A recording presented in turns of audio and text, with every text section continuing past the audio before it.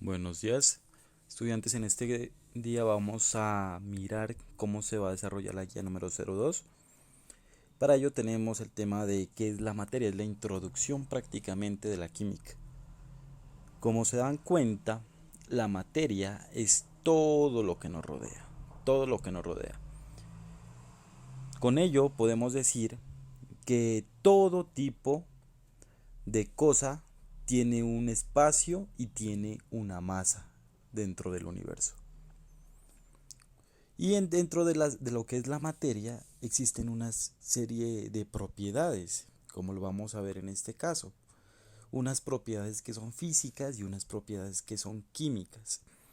Propiedades físicas, sin más rodeos, son aquellas que no presentan alteración en la composición. En ellos podemos tener ejemplos muy claros, como son la textura, la elasticidad, la dureza, la ductibilidad, la variabilidad, la conductibilidad, la temperatura y la solubilidad.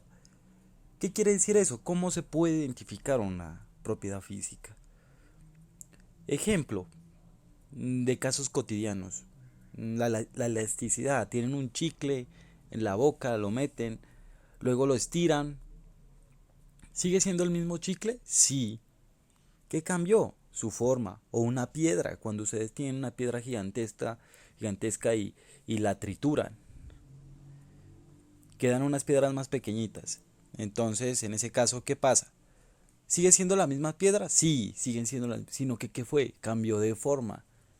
O los cambios de estado, que ustedes miran, por ejemplo, cuando cambia de estado líquido, de estado sólido a estado líquido, de líquido a estado ¿qué? Gaseoso. El cubito de agua se derritió y se volvió,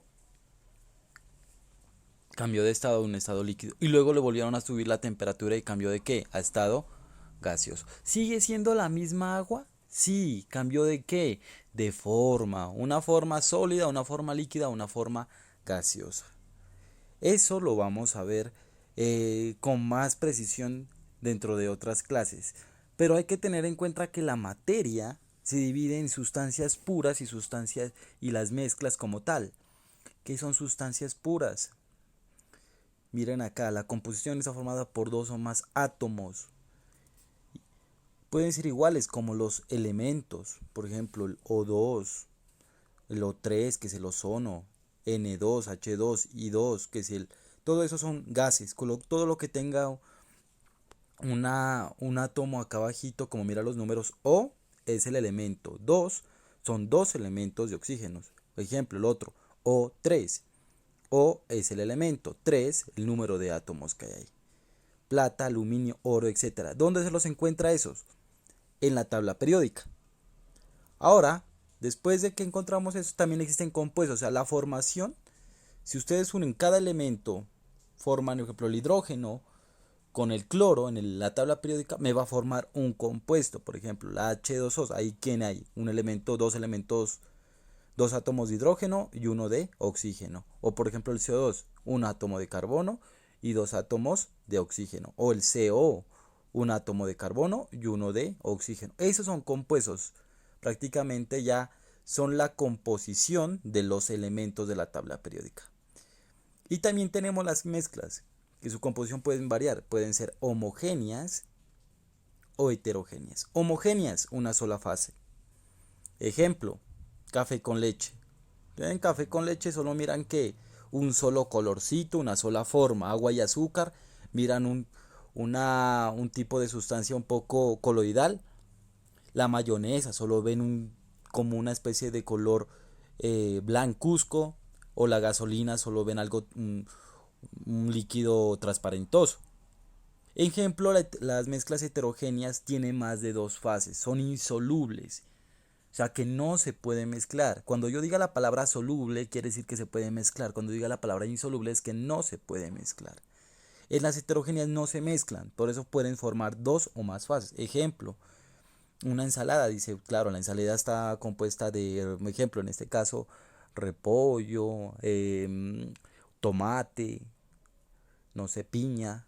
Entonces, ¿cuántas fases ven? Pues la del repollo, la del tomate y la de la piña. O el agua con el aceite, no se puede mezclar, miran dos fases, ¿verdad? el agua y la arena. La arena queda rebosada en la parte inferior y la otra parte queda arriba, que sería el agua. Entre otras muchas que hay. Dentro de eso vamos a emplear eh, también unas propiedades químicas que en este caso las propiedades químicas sí cambian la composición. Sí cambian la composición.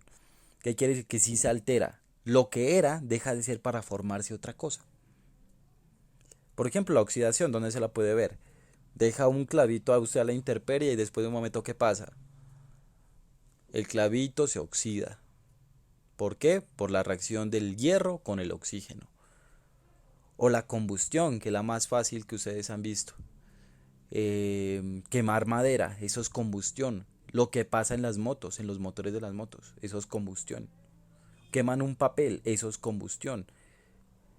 El papel ya no ya deja de ser papel después de haberse quemado, se vuelve ¿qué? Ceniza y parte de eso se va como parte de dióxido de carbono y monóxido. Entonces, eso es la parte de propiedades químicas y dentro de eso también unas propiedades que son intensivas y extensivas, ¿no? Las intensivas no varían con la cantidad presente de sustancia y las extensivas varían con la cantidad de sustancia. Ahí están los ejemplos. En ese caso tienen que hacer unos ejercicios, completar, son muy ilustrativos para ustedes. Clasificar, aquí están las palabras, tienen que decir si son homogéneas y heterogéneas según lo que ya les expliqué. Dibujar cuáles son una mezcla, materiales para tener una mezcla homogénea, materiales para tener una mezcla heterogénea.